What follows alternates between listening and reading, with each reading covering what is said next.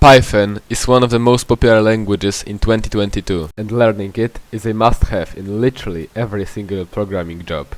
Whatever you're interested in, Python probably has a library for that. People say that you need to learn it, so I did, in less than 2 weeks.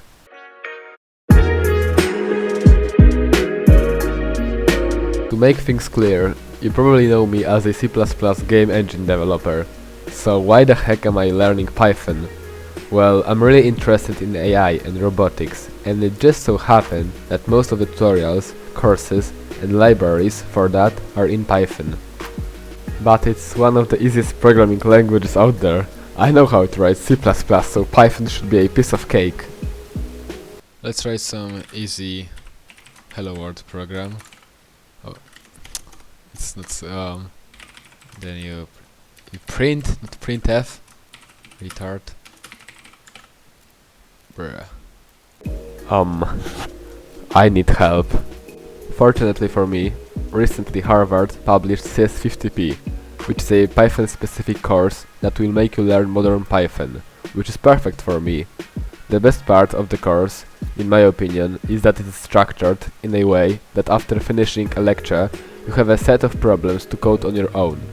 And at the end of the course, you use the skills you got to make your own Python project. Watch till the end to see what my project was, please. I skipped the lectures about loops and conditionals cause I'm pretty sure I know how to use them, and I began my learning journey at the lecture about exceptions. Exceptions exist in C++, but I've heard that they are kinda yikes, so I never used them. Exceptions are more commonly used in Python. They are a way to catch runtime errors that you think might happen. They are pretty easy to learn about, so I didn't have any problems with them. Next on, we had libraries. This lecture was very interesting for me, because I personally don't like using that many libraries. I prefer making the features myself to learn how they work, even if it takes more time.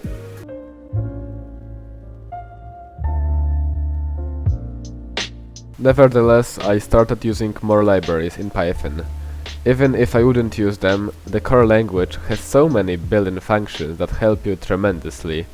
Say for example you want to search for a specific character in a string. Well, in C++ you would have to make a function that will check the whole string and return true if it finds it.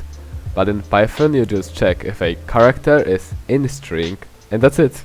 Magic. The next lecture was about unit testing, which is a thing I heard about but never understood what it is made for.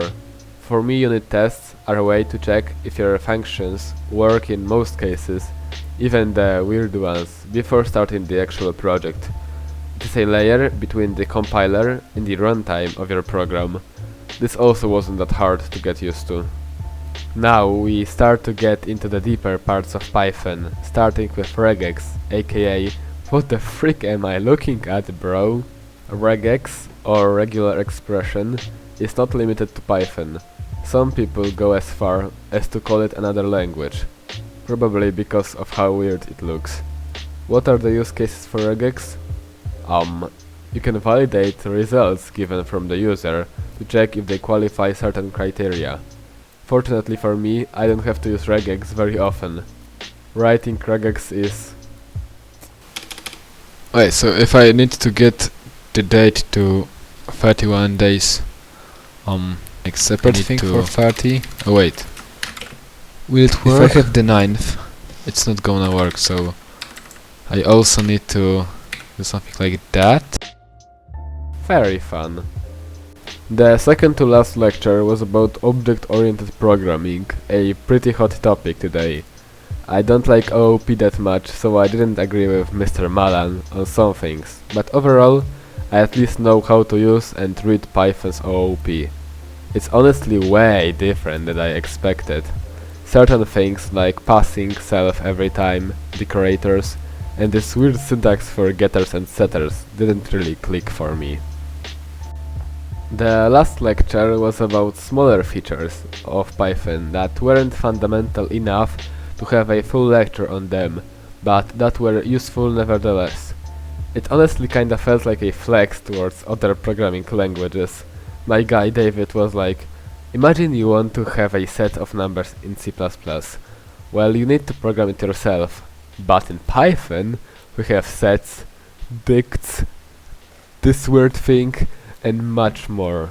At the start of the video, I said that I'm going to make a special Python project after finishing CS50p, and this is the final result. No, I did not make Twitter or something like that. I made a Twitter bot. It was a pretty fun project. It turned out that making a bot for Twitter is super easy. If you want to make it yourself, I'm gonna link some videos in the description. It's a really fun project.